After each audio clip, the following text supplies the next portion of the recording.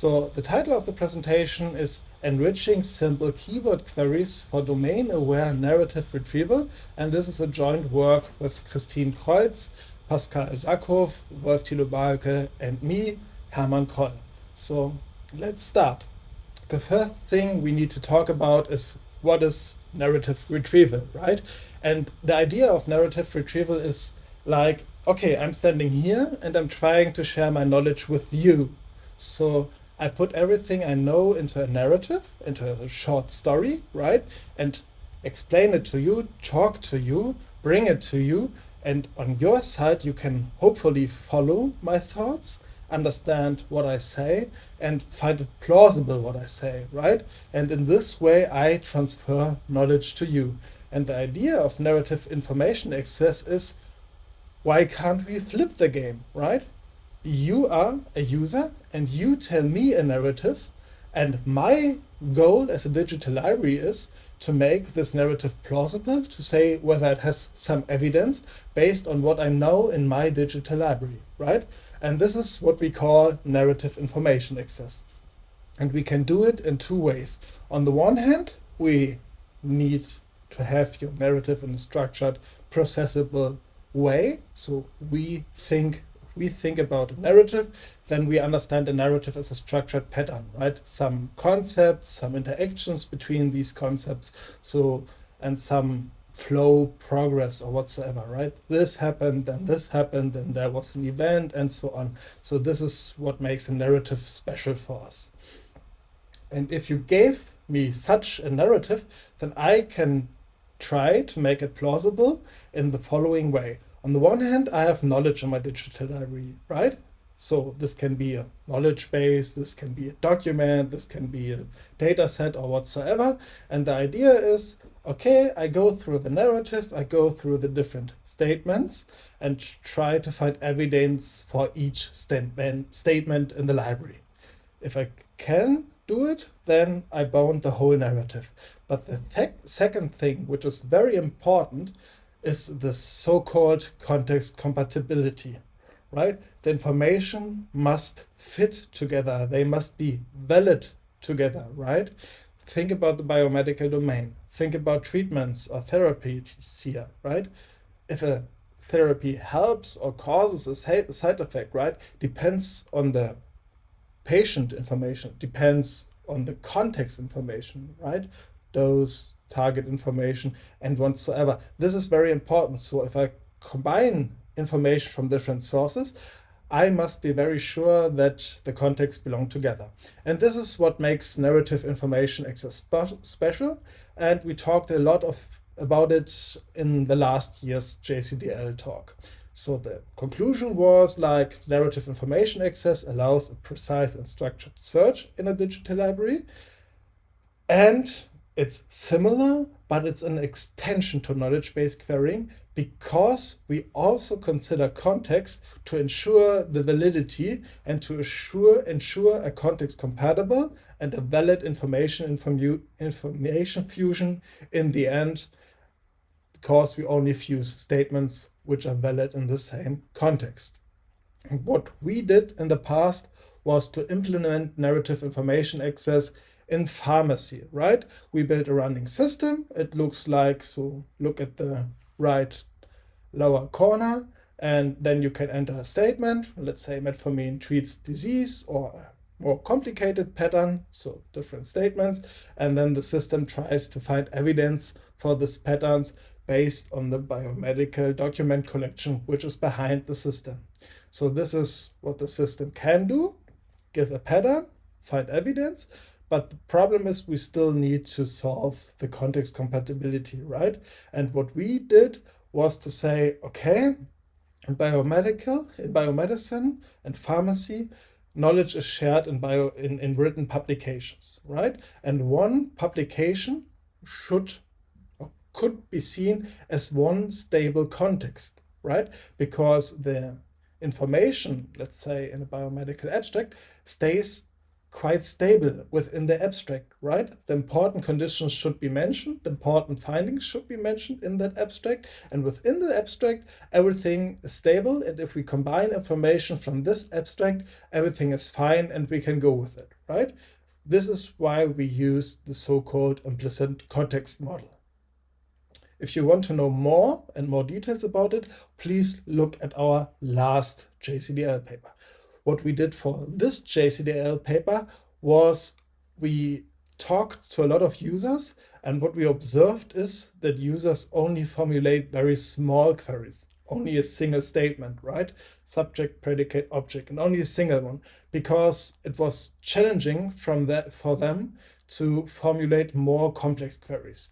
And indeed, we looked in our query logs, and most of our queries, which we saw in the last 2 years, was only a single statement. So we asked ourselves, what is so challenging in this process? How can we help users to come from their search intent, right? What they have in their mind if they start their search, to a structured pattern.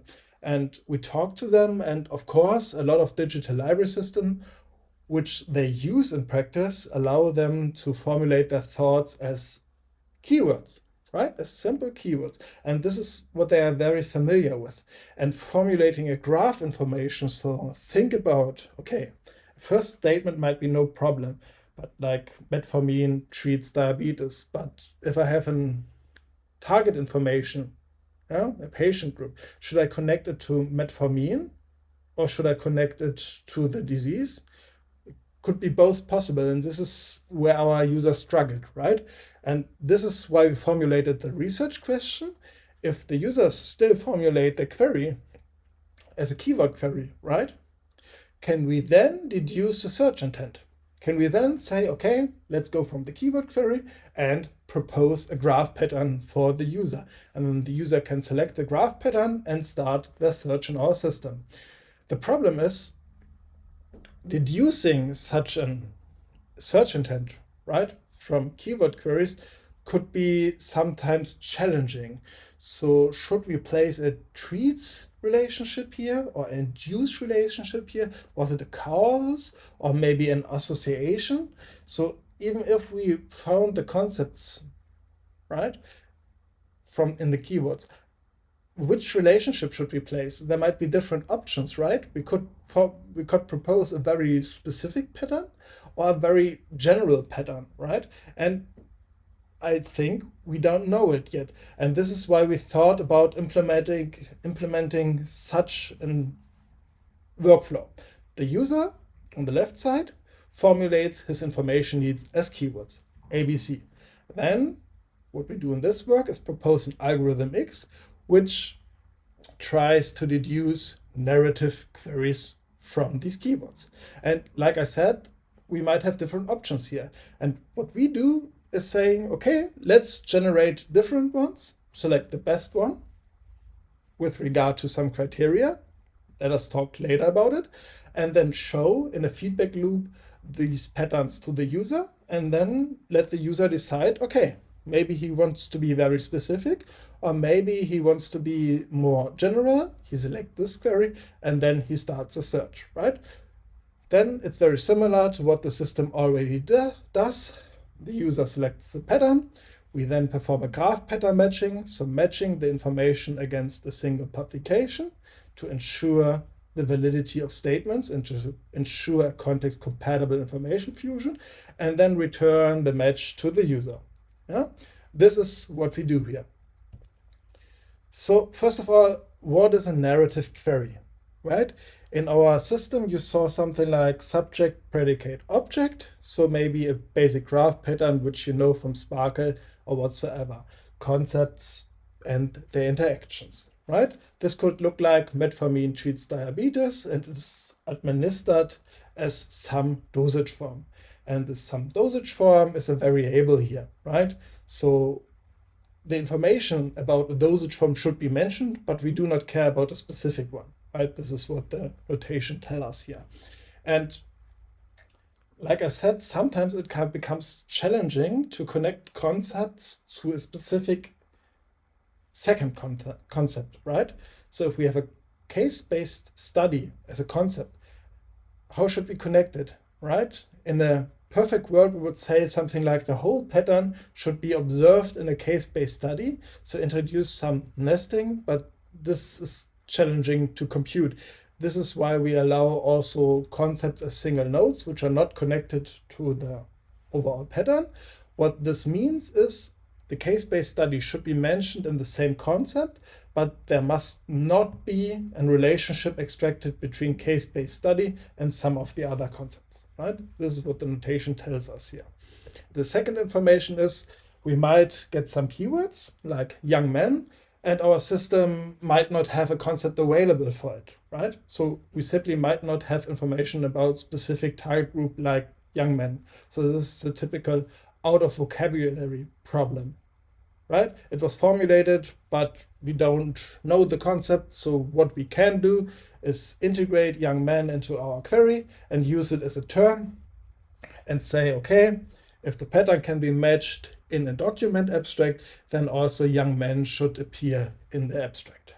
Yeah, this is what the notation tells us. So a narrative query is a directed edge-labeled graph pattern with concepts as nodes and interactions as edges, and we might have some additional terms to filter for additional information in the context. Yeah, this is the idea. Like I said, in a perfect world, narratives would have some nesting, so we have a pattern and this should be analyzed in a case-based study, but it's hard to realize and implement such patterns and to make users interact with such patterns. This is why we kept queries flat at the moment. So like I said, only concepts, interactions, and terms, and no nesting at the moment. But still the motivation would be to reach this point in the future. The data model is different to traditional knowledge-based querying, right? We don't have a single knowledge base. We don't have a single knowledge graph. We have several ones. In our system, we have 35 million publications, and each publication is represented by a document graph, right? So we detect concepts, right? They are marked in colors in the text, and their interactions on the right side as one document graph, right?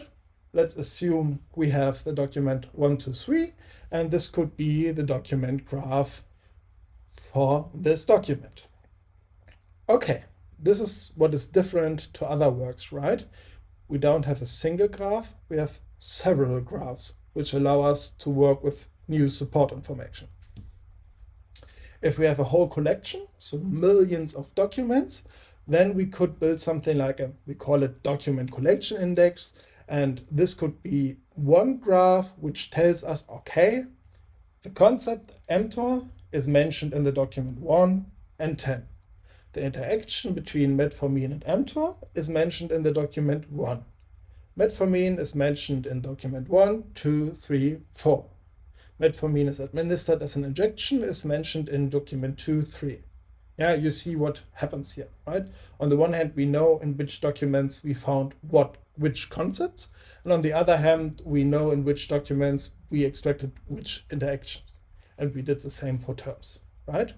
Okay, basically an inverse index to the collection. Good. Then we can come to our translation. Still, users have search intent in mind, formulate a keyword query, and our goal is to generate the patterns. So let us have the example. Users formulate a complex keyword query, metformin, diabetes, dosage form, case-based study, young men. Then the algorithm should generate a pattern like this. Place relationships if possible, add concepts and don't connect them if it's not possible, and put the rest of the query which cannot be mapped to some of the concepts as additional terms to the query, right? This is the goal here. Okay, what we did was to select a very basic generation strategy. Why? The problem is You would now say, okay, let us collect training data, let us build a system like translating a query into a SQL statement, right? All these big transformer models, you all know them. But in practice, we don't have training data. Training data collection is expensive, and we have very different queries, right? And finding a good training set is very challenging when having a look over the whole collection. This is why we went for a very different approach, because our evaluation was more on the user perspective, on the system and on the overall system, and that is why we headed for an unsupervised generation strategy. Okay, 3-step, very basic idea. First of all, each keyword must be mapped, right? We could map it to a concept, we could map it to an additional term, or we could also map it to a predicate/interaction, right? If the users formulate something like metformin therapy diabetes, then therapy could be mapped to the treats relationship, right? This is what we can do. Then we can generate all possible narrative queries, and here we have many options, right? So we can test all different combinations which would be possible. And what we did here to reduce the search space was to introduce some support filtering, right? Having the idea, okay, if we generate a narrative query with our reverse index, we could quickly look how well the query is supported, how many documents support each part. And if we have, for example, a very complex pattern which never occurs together in documents, then it does not make sense to propose a query because it would not yield any result at the end, right? We could return it, and then the user can say yes or no and refine its query, but we decided to not return it at all. The last step is we have now a plethora of different queries. We have to select queries based on different criteria. And what we can do is go over specificity, for example, right? Some concepts might be more specific than other concepts. Think about a homonym. A keyword could refer to different concepts, and we choose the most specific one here. And the same applies to interactions, right? There might be a very general interaction like associated, or a very specific one like inhibits. So we could propose inhibits or associated, right? This was the first criteria, and this is why we had it the most specific and most general strategy. The last strategy was simply based on hits. So what is most supported? Which query would return most results, right? Okay, finally, we could generate and select queries. The next question was based on how can we evaluate those patterns. And we have this very general research question, right? Can a user's search intent be deduced from a keyword query? And what we did for this paper was to face it from 3 perspectives. On the one hand, which query perspective should we show to a user? Which is suitable, graph, natural language, and so on. How useful is such a system? So can users interact with the overall system? Does it work for them? What is clear? What is not clear? And on the other hand, of course, how effective is our system? How effective do we translate keyword queries to graph patterns? For the first part, it's very straightforward. Testing different keywords, generating patterns, and then showing the patterns as graph, as structured language, or as natural language, right? And our experiment looks something like this. So we took 3 different information needs, which are similar on a structural level, and then manually built graph representations. Structured language means 1 triple per line, right? Like shown here, metformin administered as a dosage form, administered as patients, and so on.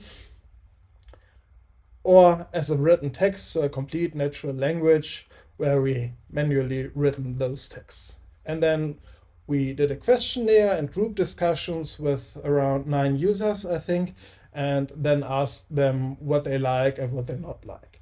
From a rating perspective, they rated graphs and natural language similar, but the group discussion in the end revealed something like that the graph representation was most suitable because pharmacists were very familiar with graph-based representations, and graphs were easy and fast to understand, right? They are easier to grasp than natural language. This was our finding from the first evaluation.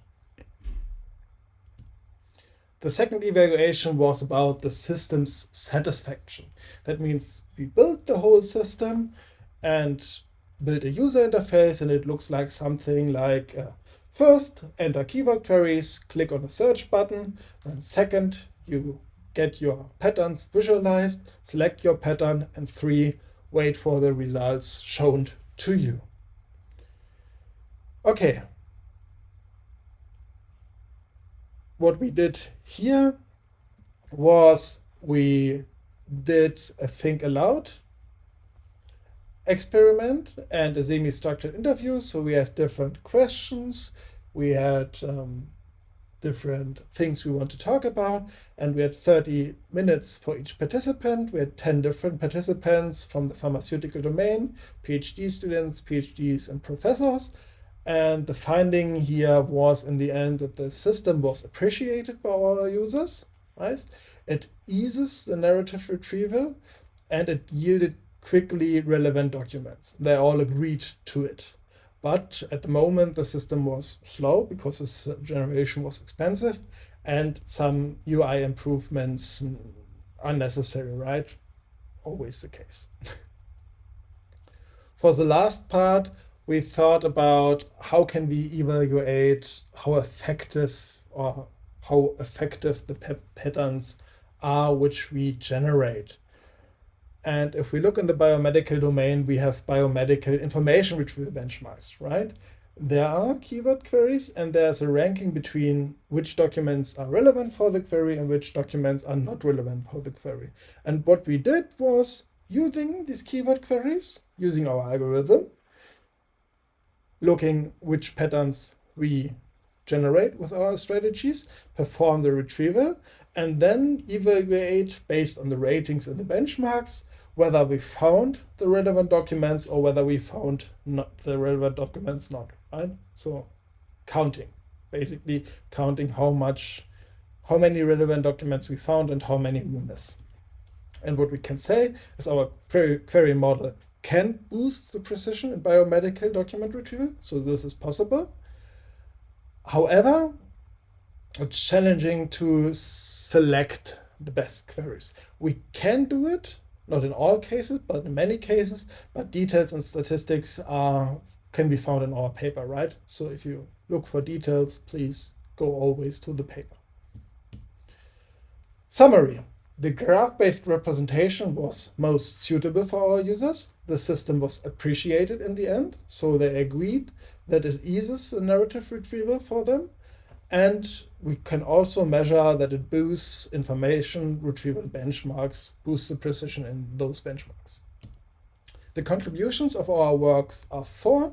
First, we proposed the unsupervised translation algorithm to bypass training data in the end. We test which query representation was suitable for our users. We did a lot of user studies to verify how such a system could look like, what is good, understandable, and what is hard to understand. And we did a systematic evaluation to quantify how much we can boost the retrieval and how many of those queries we select. So in the end, verify that our algorithm does the job. Let me come to my conclusion. So can a user's search intent be deduced from a keyword query? I would say yes. Our rather simple translation algorithm already did the job and was suitable, right? And we saw that the system helps in formulating more complex queries and was way easier to understand than the complex query builder which we had before. The research, in conclusion, right, eases to realize narrative information access in digital libraries because we don't need complex interfaces anymore. What we can do is allowing users to stick to their well-known keyword-based queries and then propose narrative queries for them by deducing them via an algorithm, right? And this helps to ease the implementation of narrative information access. So thank you so much for your time. If you have any questions, then contact me via Mastodon, mail, or Twitter. Bye, and have a great JCDL.